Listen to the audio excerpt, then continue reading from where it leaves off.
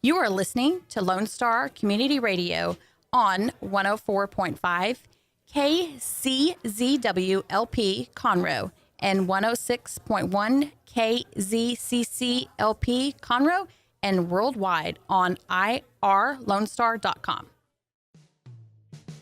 Thanks for checking out this recording on Lone Star Community Radio. This is Dick, the General Manager of Lone Star Community Radio, and I wanted to give you a quick reminder of what's going on with us for the month of September. A new show has been added to our lineup. The Good News with Ted Cox is going to be on Tuesdays from 1 to 3 p.m. during our Talk Block. And also joining the Talk Block is going to be Mornings with Lone Star. Every weekday from 10 to 11 a.m., Mornings with Lone Star will extend their normal programming from music into talk. That's right. Starting from now on, from 8 to 11 a.m., Mornings with Lone Star. First 2 hours, music, talk, fun. And then from 10 to 11, more nitty-gritty talk radio for you. Also extending their time slot is going to be our favorite Saturday morning show, Grit and Grace. They're going to be extending their hours from 8 to 10 a.m. every Saturday morning for you. Also, the last reminder is we still have plenty of talk slots available for those who want to be a talk show host and also volunteer DJs for music. If you're interested in those kind of things, please let the studio know at lscrstudios@gmail.com or call the station at the message line at 936-647-3776. Thanks again for checking out Lone Star Community Radio, and hope you enjoyed the show.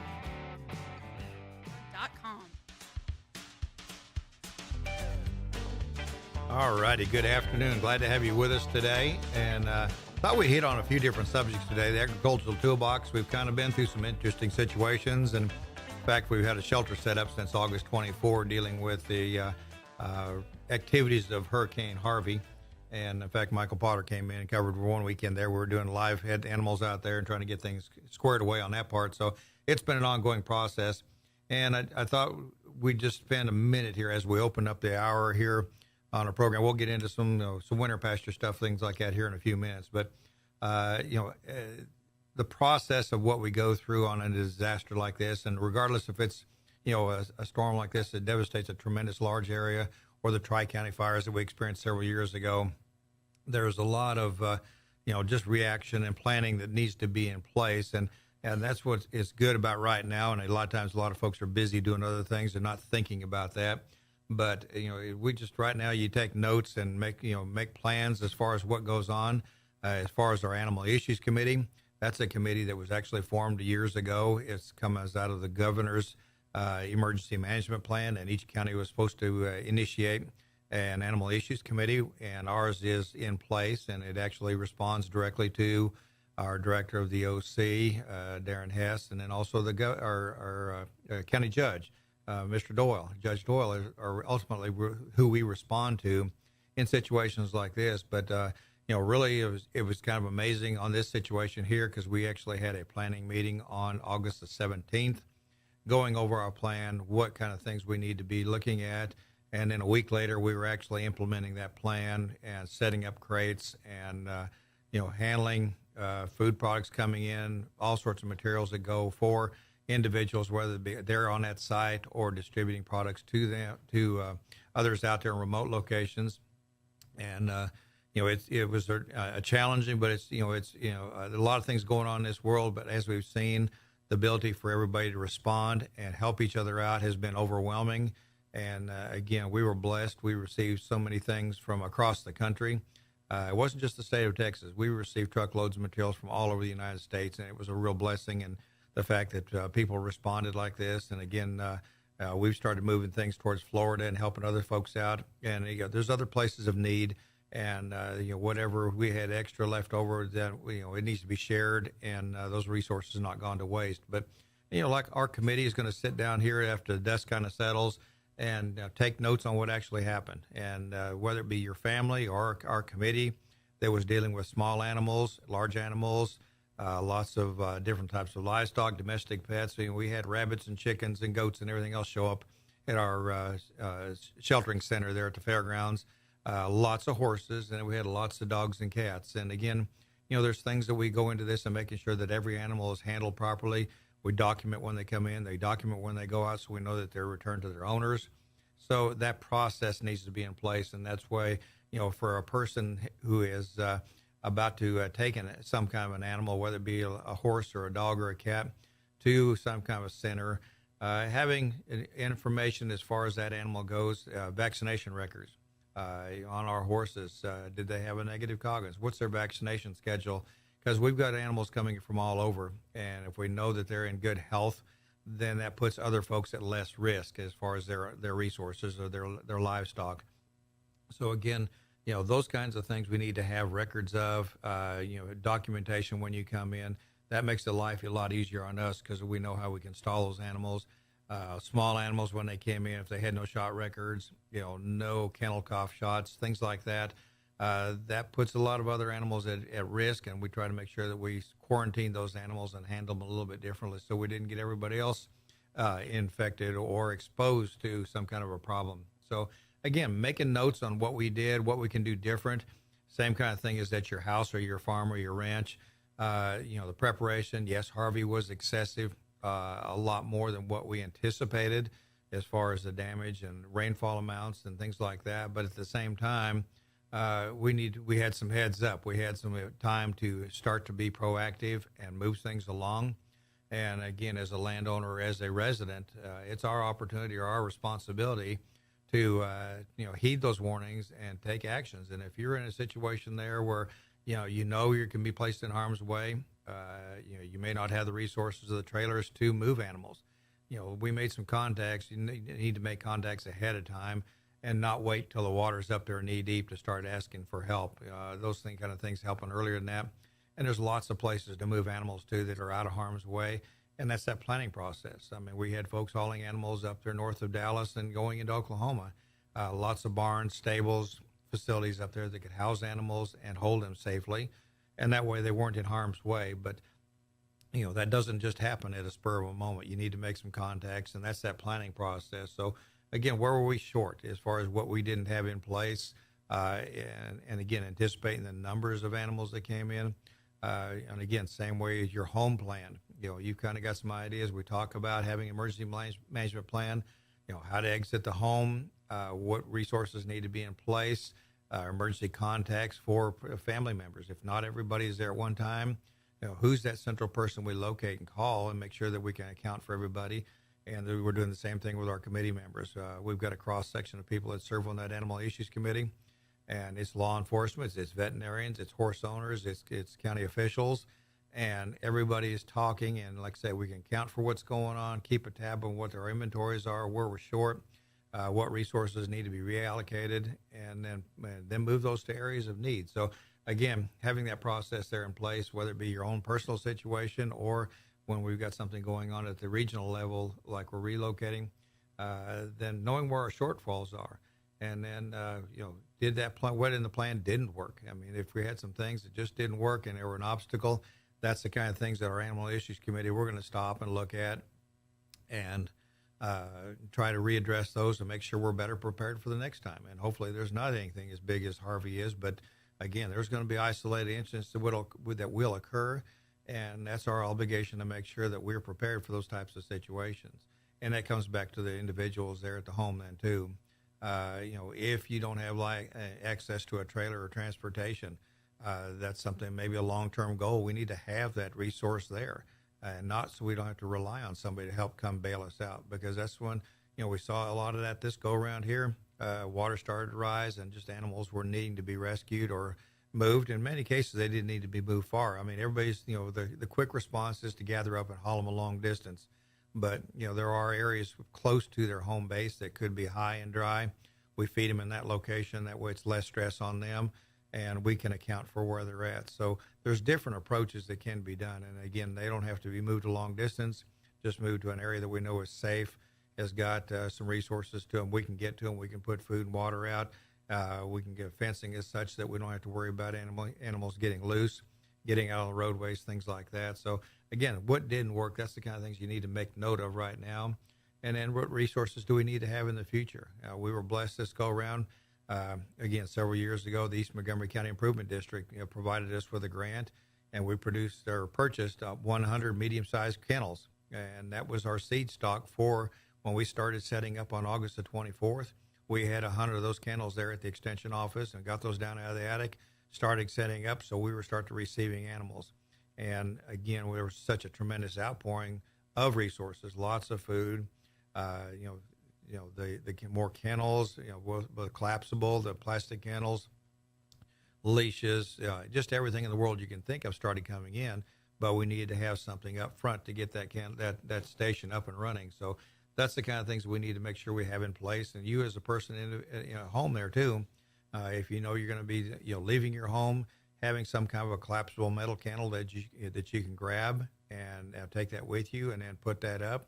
There were some shelters that we did not have to process those animals in. If you were at a Red Cross shelter, we would have our animal control officers there at that site. So as you exited transportation and were ready to get into that facility, then we had animal control folks there able to pick up your dog or your cat and take information on you and that animal, so that when we checked it in, we knew exactly who the owner was, where it needed to go back to, and reunite those when the time came. So again, there's a process there, but we do have some shelters that we're allowing animals to stay on site, and it's always a better thing. Anytime you've got a situation there where you're displaced from the home, and I know a lot of our pets are very close, they're good family members, and anytime that an individual can step next door, tend to that pet, and make sure that their food and water is present and they're getting exercised, that helps everybody, because you can see that. I know that we had one morning there where Good Morning America was out at our shelter, and we were doing a live broadcast, and we had a veteran that was staying in the Lone Star Convention Center, and his animal was actually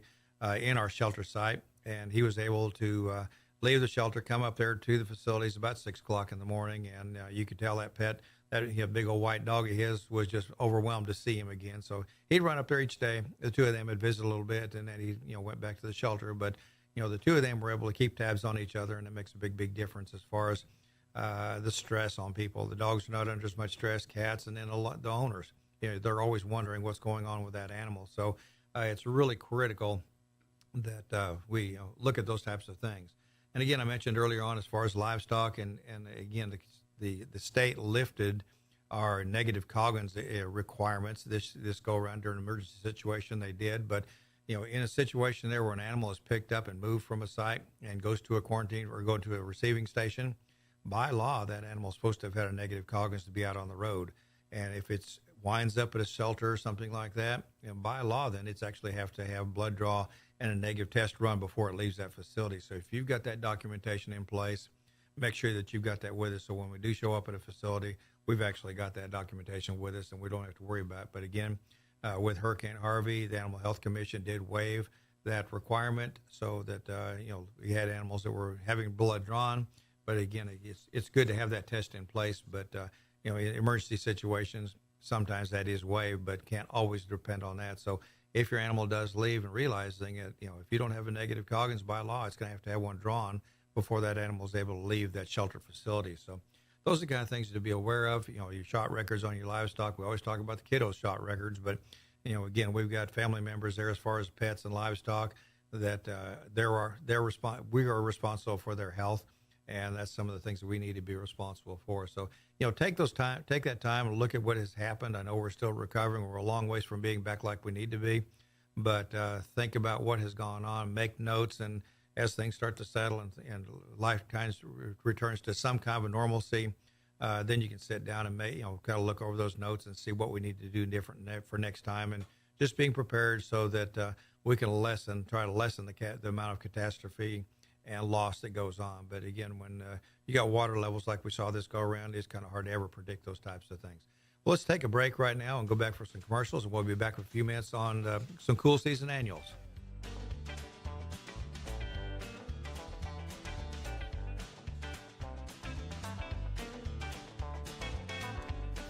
Listen in Mondays at noon to hear Conroe news from local nonprofits, businesses, upcoming events, Conroe Park events, news stories, and information that matters to you with your host, Margie Taylor of Taylorized PR. For more information about being a guest, visit irlonestar.com/Conroe Culture.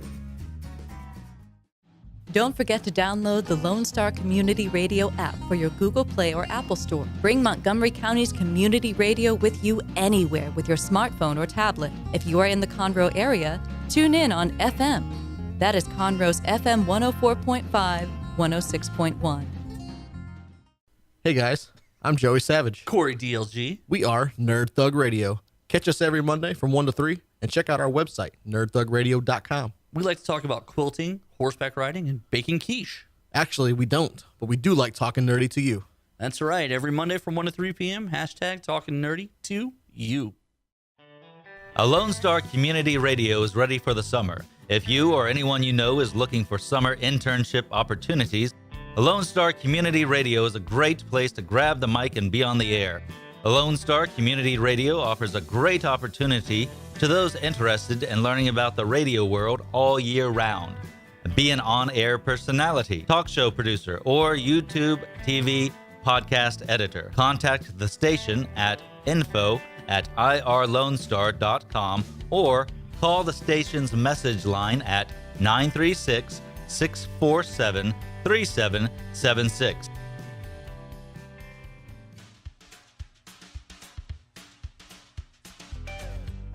All righty, welcome back to the Agricultural Toolbox.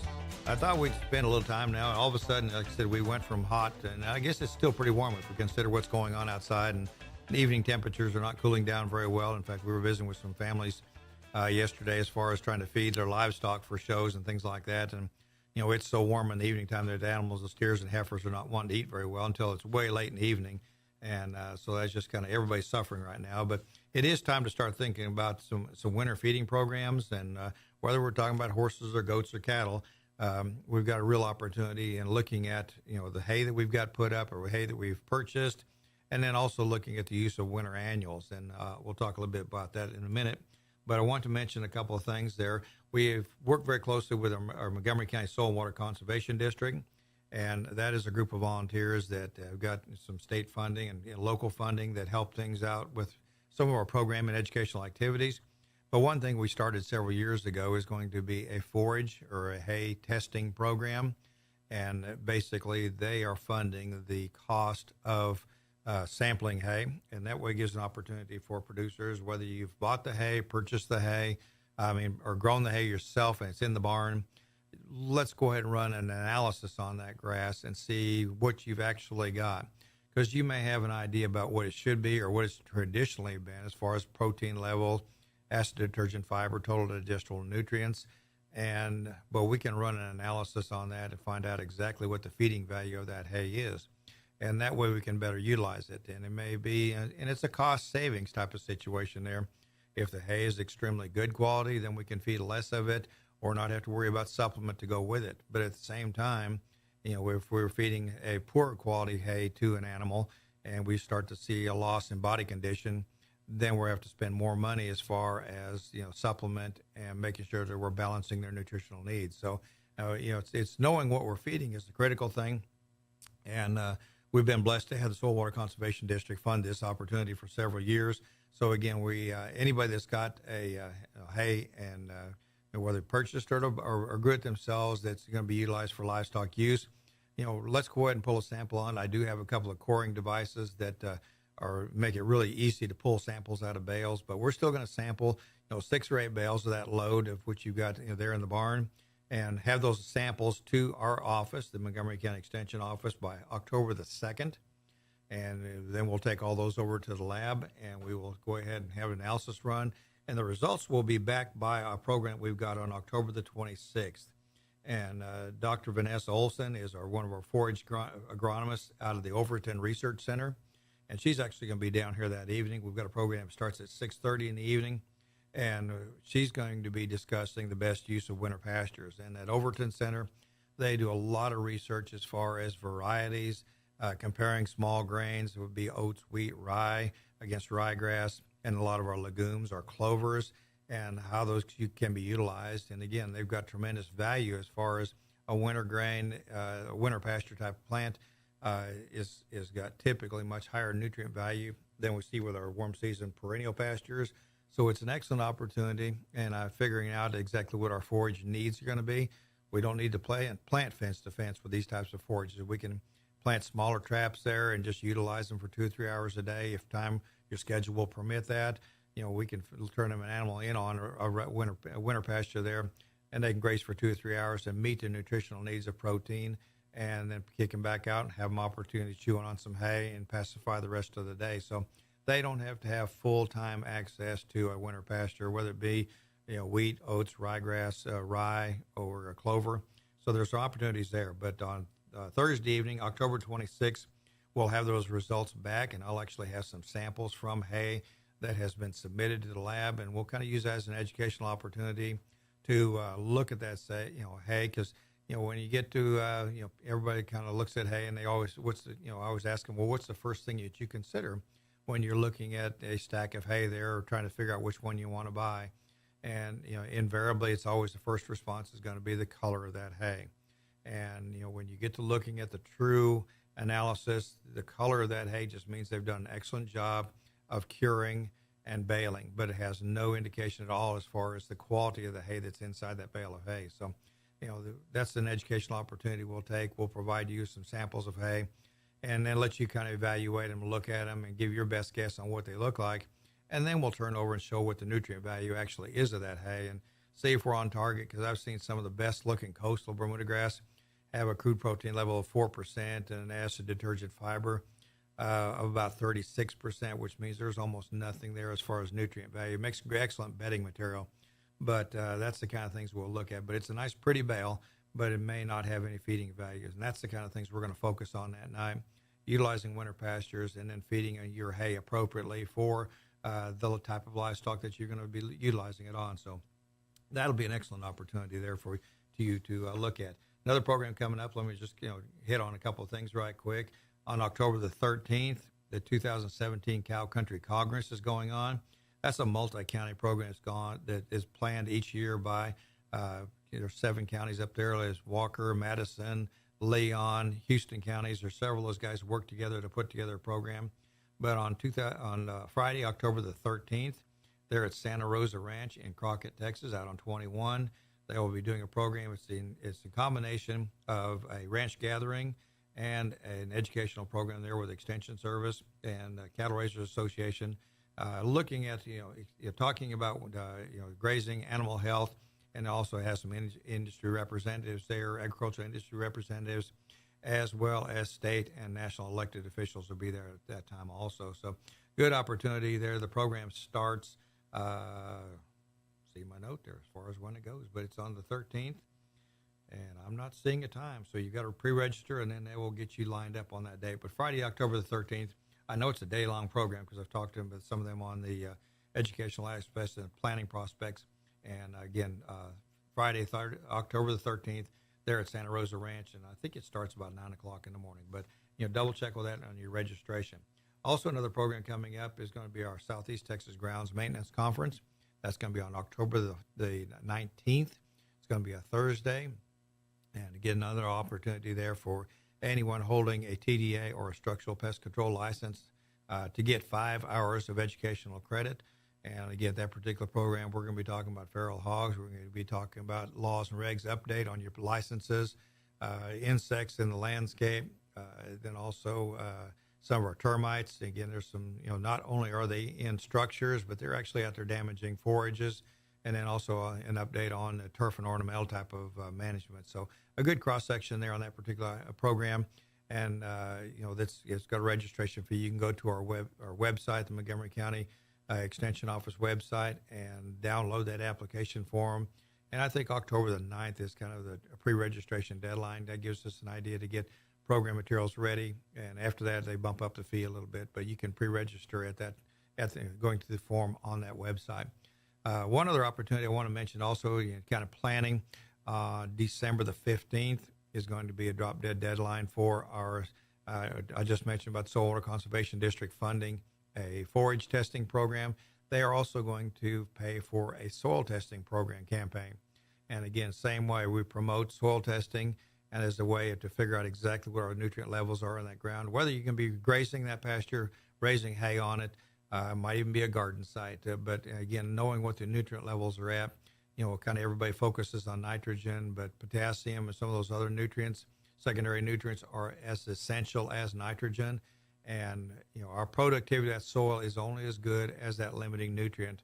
And if it whether it be magnesium, whatever the case might be, if we've got a shortfall in that particular nutrient, then that's going to limit the productivity of that soil. So again, Soil Conservation District is going to fund a soil testing campaign, and I've already got soil samples showing up now. So pull those samples if you want to bring them to the office, and then we'll take them over on December the 15th and get those guys submitted, and we'll have a program in January. We'll actually review those results just like we're going to do with the forage testing results on October the 26th. We'll do the same thing with soil test results and share those with individuals and show how they compare and how we actually apply nutrients to bring them up to a level of productivity that we desire. You've got things that you want to utilize that soil for, and realizing that shortfall is going to be critical. And if we, whether it be a garden or if a hay field, there's a certain amount of nutrients, and they've got to be in certain ratios. It's just not the fact that there's some there. And I think most people forget about the fact that, when we're cutting hay off a property, we're hauling that hay away, we're mining that soil. Those nutrients are actually leaving. And unless we run a fertilizer spreader back across that property, those nutrient levels are going to continue to go down. You think about a grazed property, that's a different deal because those nutrients are recycled through the animal, and we can apply a little nitrogen. And we'll talk about legumes in a minute. But there are ways to recycle those nutrients. But when we're cutting hay, those nutrients are leaving the soil, leaving that site. And if we don't replenish them, you'll see those fields start to decline, productivity goes down, and then also you start to see weed populations starting to show up. So there's a lot of things that go into managing our soil. And again, it's the soil test is a diagnostic form. When you go to the doctor, he's got to run some tests to figure out, get a benchmark there, what's going on, and how we come up with a plan. And the soil test is exactly the same way. We can look at forage analysis and see if we're short or our phosphorus calcium levels are not quite in sync. And then we look at a soil test and see how those nutrients compare up and where our shortfalls are, and make sure that those are provided in adequate levels. So let's go ahead and take a break right now, and we'll come back and talk a little bit about winter annuals here shortly. Thank you very much.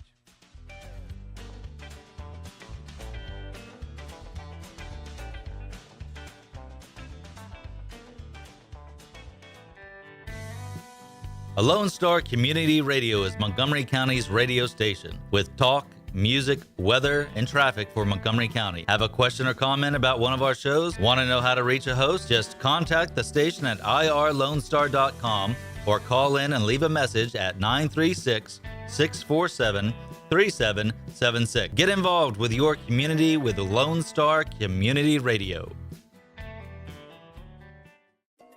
Hispanic Chamber Connections with Dr. Carlos Sanchez, President of the Woodlands Conroe Hispanic Chamber of Commerce, featuring event announcements, member highlights, and more. Tuesdays at 1 p.m., broadcasting from the heart of Conroe, Texas on irlonestar.com and Conroe's FM 104.5, 106.1. Lone Star Community Radio is looking for those who are interested in hosting their own talk show. With monthly and weekly slots available on Conroe's FM 104.5, 106.1, and on irlonestar.com. Start your own podcast, create your first YouTube channel, and be on TV. Contact Lone Star Community Radio online at irlonestar.com or call the message line at 936-647-3776 to take your first step into the radio world. Hey, Montgomery County, it's me, C.C. Holmes. And I would personally like to take this time to invite you, that's right, you, to join me every Saturday and Sunday from 3 until 7 p.m. where I will bring you the very best of smooth jazz, classic jazz, and indeed, yes, the soulful sounds of the 60s, 70s, and 80s. So come along and get jazzy with me. That's right, jazzy. Right here, of course, on Conroe's 104.5 and 106.1 FM, or worldwide at irlonestar.com. All righty. Welcome back to the Agricultural Toolbox. I thought we'd go ahead and visit a little bit now about some of our winter annuals. I mean, we thought about this a couple of weeks ago, but we've kind of been sidetracked with the activities centered around Harvey. But at this time of year, we start looking at planning for and implementing a winter pasture program. And we were just talking about soil testing and the use of nutrients as far as building a fertility program. And again, we talk about, and we can get real close in this part of the world to having a year-round forage program, a grazing program, I should say. And with the use of winter annuals, they complement our warm season perennials that we've got in this area, because a lot of our warm season perennials, they can go till almost Christmas if we don't get frost on them. And then we can actually use some of our Bermuda grasses like Tifton 85 and jigs as a standing hay crop. So if we complement those types of grasses with some of our cool season annuals, then we can come real close to having a year-round grazing program, lessen the amount of hay we need to put up or utilize or feed, because when the weather gets nasty, no one wants to get out there, particularly throwing square bales. That's why round bales have gotten so popular. But the idea being we still need to provide some kind of roughage out there for those animals. That is where the heat is produced when it starts getting cold. Now that hay out there, it's they talk about concentrate grains as being making horses hot, but it's actually the fermentation that goes on from hay and long stem roughages that actually produce body heat and keep animals going. But again, looking at our fall and winter forage program, there's lots of opportunities in our area, and that's the neat thing about this part of the country. We do have temperatures that don't get too severe, so we can utilize a variety of plants to go ahead and complement a warm season forage program. And now is the time to start thinking about that.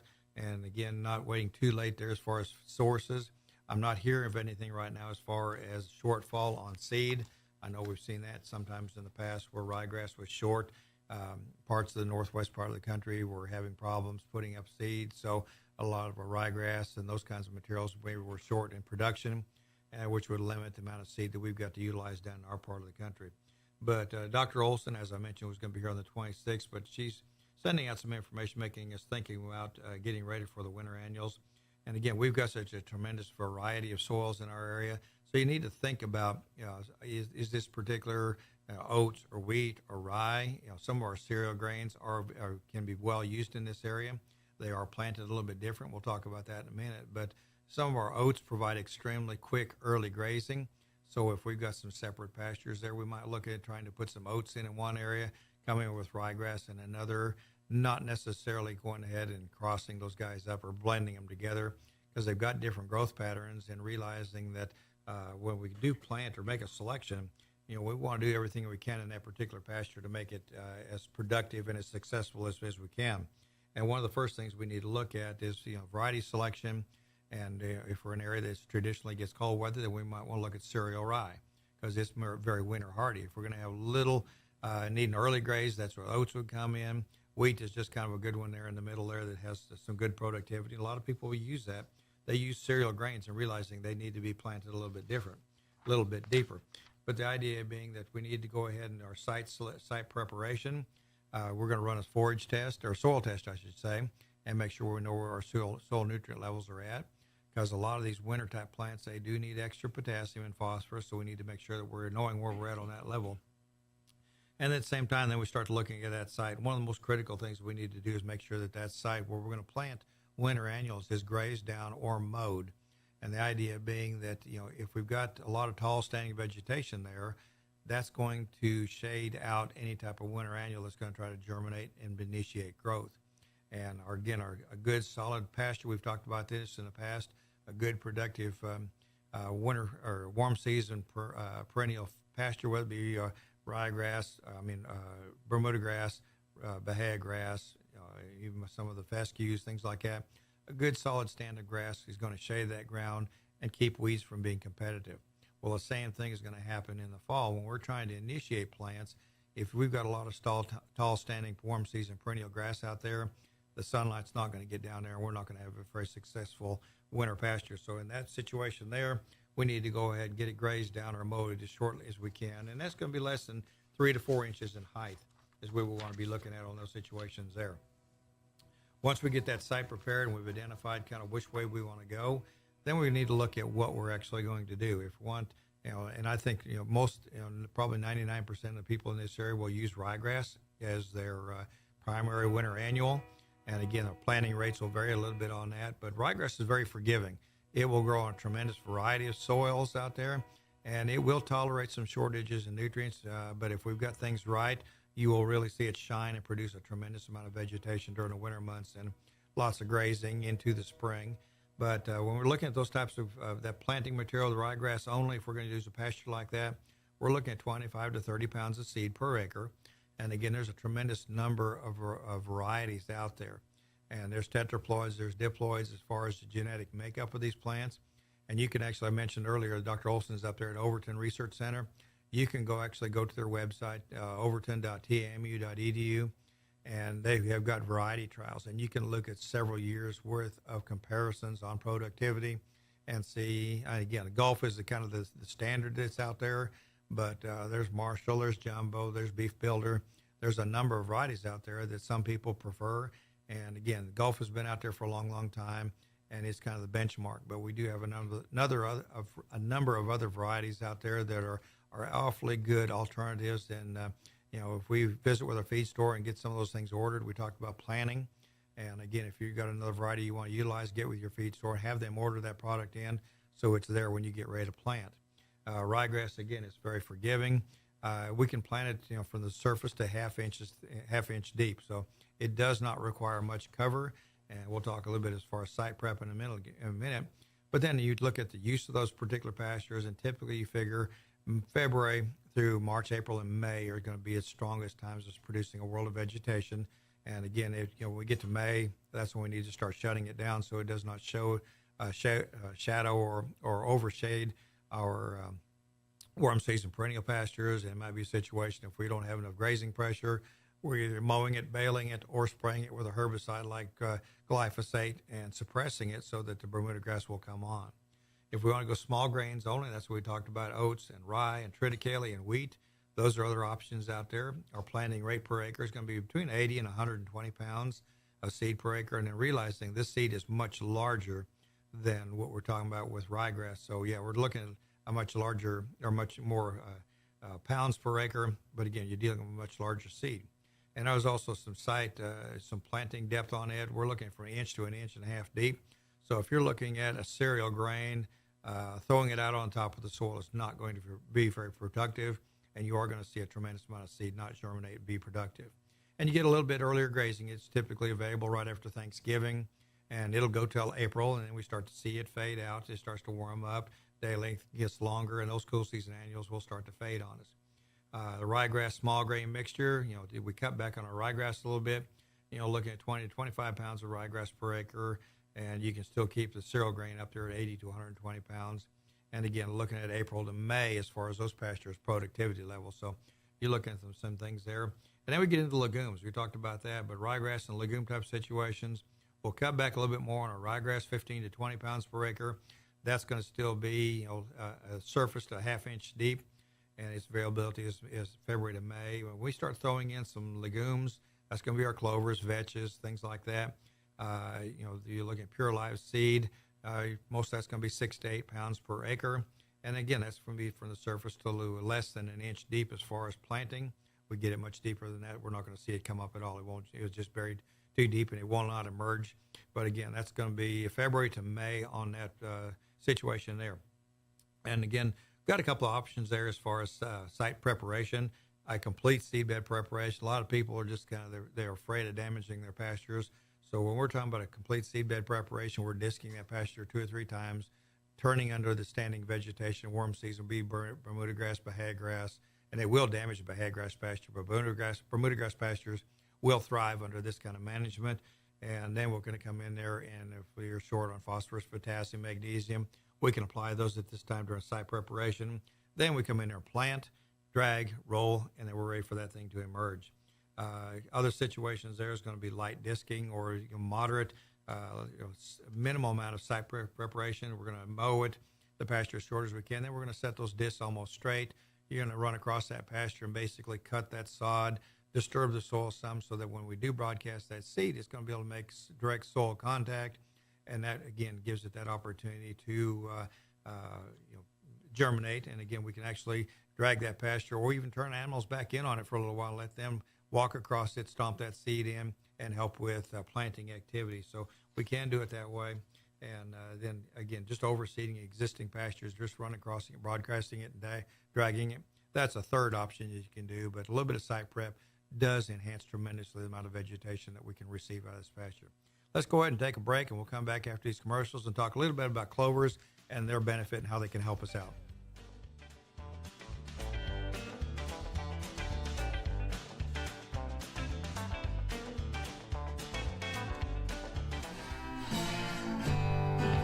This is Rick, TRC.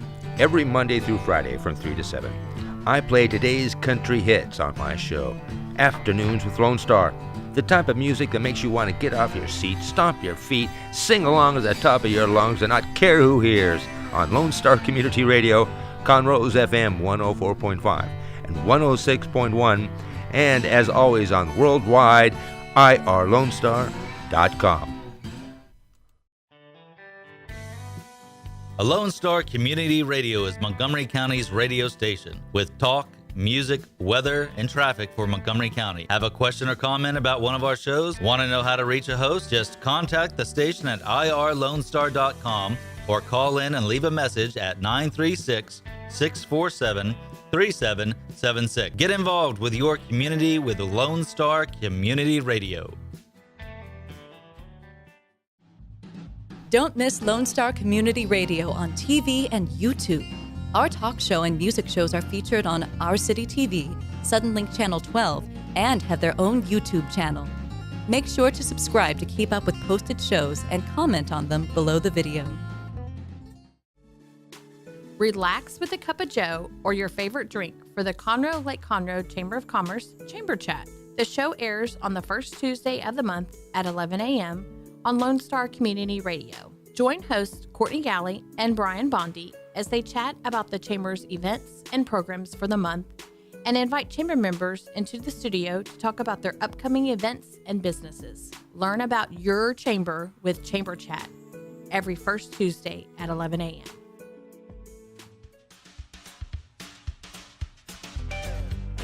All righty, welcome back to the Toolbox, and we'll finish up today here talking a little bit about legumes. And again, it's one of those things that you can't emphasize enough, and I've tried to make folks aware of this opportunity over the years. And that's just a tremendous opportunity that we can utilize in our grazing program or our pasture rotation program. But legumes are basically an annual plant that utilizes bacteria in the atmosphere or in the soils there to help fix nitrogen from the atmosphere and change it into a nitrate form or an ammonium form that animals can utilize or plants can utilize, and produces a quality product, protein product there that animals convert into muscle mass. So we're basically building animals, but at the same time, a lot of that nitrogen that is fixed in that plant is made available as it breaks down. That plant dies in the spring, and the plant, as it breaks down and turns into organic matter, it actually releases that nitrogen. It's available in the soil for our warm season pastures to utilize. So again, a tremendous aspect that we need to look at. But overseeding our warm season perennial pastures with cool season legumes offers a variety of benefits. And grazing can begin 4 to 6 weeks earlier in the spring with our grazing because of the reduced feeding period there and the quality of the vegetation that we're offering. Legumes are typically much higher nutrient value than any grass that we've got out there. It's just a completely different plant, and because its ability to fix nitrogen, basically alfalfa is a warm season legume, and we talk about clay cowpeas. Those are warm season type of plants, and we're talking also about your clovers and things, or your crimson clover. But legumes fix nitrogen from the atmosphere and make it available for the pasture system, and that's the unique thing about these types of plants. And we've got some mechanics that we need to do along the way as far as making sure that this happens. But good standard legumes can help control spring weeds because you've got a plant in place. We talked about our warm season perennial grasses. If we've got a good stand of grass out there, it shades that ground and it reduces weed growth. And the same thing with a good clover stand. It's going to start growing in the fall. If you look at a lot of your wildflowers, they actually germinate in the fall, and they're just low-growing plants until the spring, and that's when they emerge, pop up, and you see all the flowering activity. Well, legumes are the same way. They'll actually germinate in the fall right after we plant them in this time period now between here and the middle of November, and they're going to be low-growing plants, and then all of a sudden we talked about their availability starting in February. That's when they'll start to really take off and grow. They're a low-growing plant at that time. Then all of a sudden they'll just take off and get some height to them and some grazing ability, and those kind of things will come along. But a good stand of legumes help with control of spring weeds we talked about, and because it does compete for water, space, and sunlight and those nutrients. And again, we're going to be recycling those nutrients. We talk about a grazing program. The growth of those clovers is going to be taking up nutrients, but they're going ahead and break right back down as that plant starts to die. For optimum production, prepare the soil, ahead of time, and make sure we get that site prepared. The soil testing is imperative to make sure. One thing we need to look at if we're just going to use strictly legumes and not going to graze it real heavy, we don't have to worry about a nitrogen source, but we do want to make sure our phosphorus and potassium levels are in line. And one thing we mentioned, ryegrass was very forgiving, but our clovers, not so much on the pH. If we know we've got a pH problem, that is something we really need to address and get it up there closer to neutral. So if we can get it to 6.2 to 7 on those pastures, then we'll have much more success with our clover crops. There's a few that will take the lower pHs, and we've got a lot of soils in our area that are low to mid 5s. And again, that's acid enough that it's actually going to restrict the plant growth. And particularly with our clovers, we're going to see a big deal there. Again, your herbicide management also is another thing we need to consider. If we're really going to focus on a good legume program, clover program on our pastures, then we need to be careful about when we're applying herbicides, what we're applying, and again, there's certain products that have a pretty good retention in the soil, but we're going to watch the use of your Grazon P plus D or Gunslinger, Milestone, even Grazon Next, Surmount, Redeem, Chaparral, even the Cimarron, those types of products. They're going to be hanging around in the soil long enough that they will actually impair that seed germinating in the fall. So again, watching those things, either spraying extremely early or back off and not utilizing them at all, or watch those products that do not have any soil retention that'll hang around a little bit while, then that will actually interfere with germination and growth of those plants. And again, apply little to no nitrogen if we're going to focus on just strictly a legume pasture. Again, those plants, if we provide nitrogen, then they get lazy. They don't worry about fixing it. And the biggest thing we want them is to get busy and grow and fix a bunch of nitrogen, because that's what we're going to look at as far as the economic value. The need for legumes is constantly growing. But if you get to looking about the industry, and we talk about what goes on in our petroleum industry, your nitrate sources do come from your natural gas. And, years ago, most of our natural gas was about $2 a million cubic feet. It bumped up during, when things got tight several years ago, and all of a sudden it's $4, and that's where we started to see our nitrogen sources and fertilizer. Those prices went way up. But realizing that about 16,000 cubic feet of natural gas is required to produce 1 ton of ammonium nitrate, and that's the 3400. And so in the last several years, when we started to see natural gas prices going up, then we saw the nitrogen fertilizer prices going up, and most of the spread, 30-cent spread from the increase that we saw as far as per pound of nutrient, and along with the increase of the gas, natural gas. Then we also saw there's other nutrients went along with it. But realizing that ammonium nitrate, ammonium sulfate are direct derivatives of natural gas, and we need to utilize those. Look at the cost of those nutrients, and realizing legumes under ideal conditions, if we've got a good stand of clover growing out there, we can actually place 100 pounds of actual N in that pasture for growth of our warm season perennials the next June.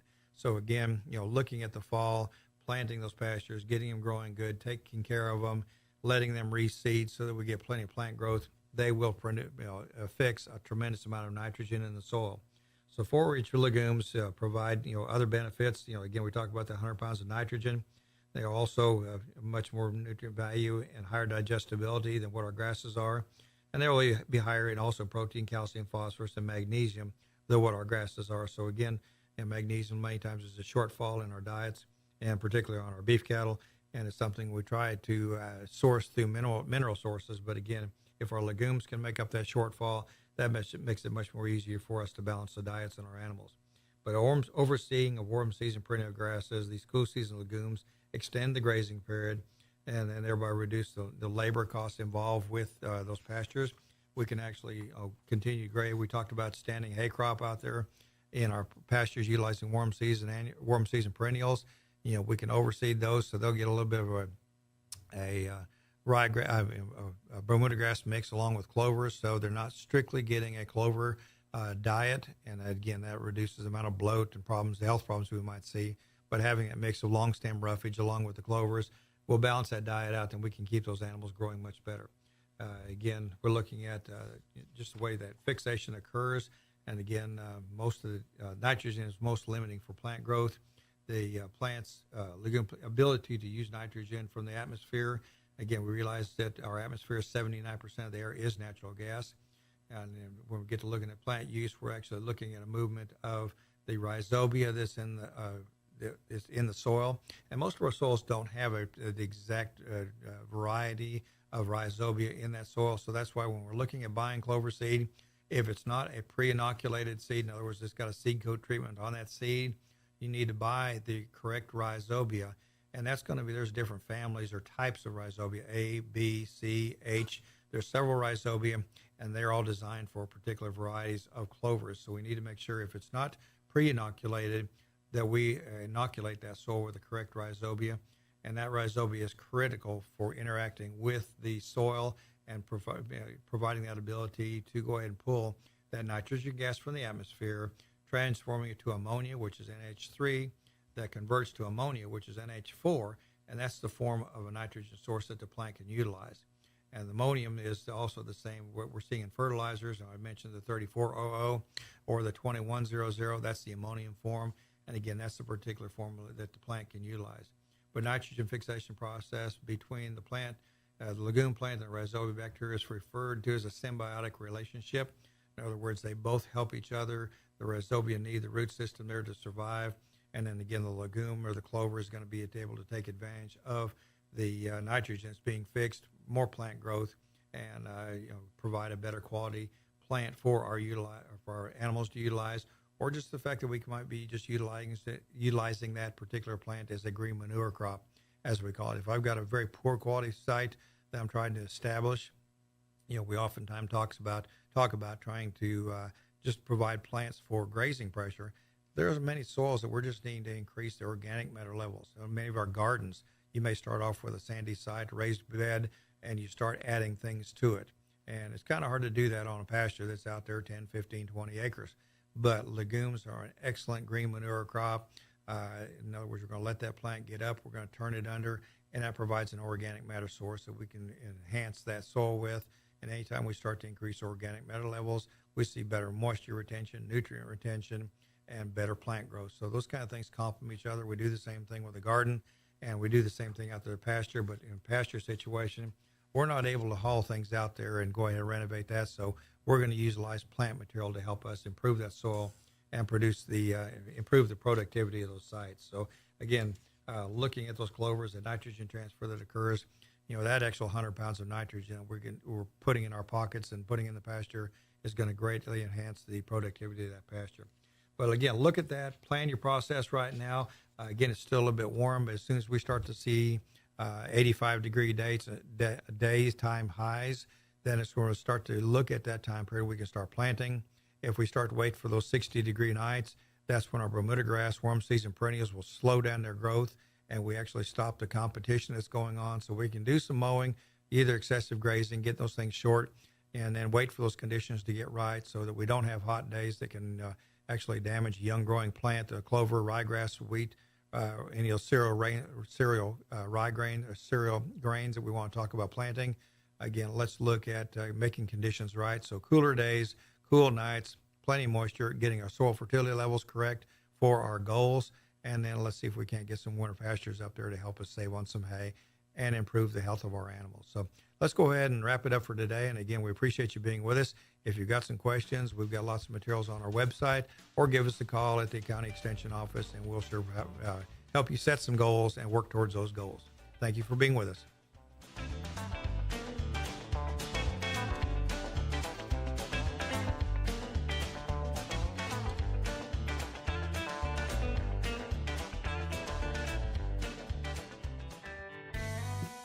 A Lone Star Community Radio is Montgomery County's radio station with talk, music, weather, and traffic for Montgomery County. Have a question or comment about one of our shows? Want to know how to reach a host? Just contact the station at irlonestar.com or call in and leave a message at 936-647-3776. Get involved with your community with Lone Star Community Radio. Thanks for checking out this podcast of Lone Star Community Radio, Montgomery County's community radio station. If you enjoyed this recording, make sure to check out our past shows online at irlonestar.com or their respective video or podcast formats on YouTube, Google Play, or iTunes. If you have any questions regarding the show, either it being about sponsorships or questions for the host, contact the station manager at dick@irlonestar.com or call the station at 936-647-3776. This show was recorded in downtown Conroe, Texas at the Lone Star Community Radio Studios, and Lone Star Community Radio reserves all rights to this recording and images.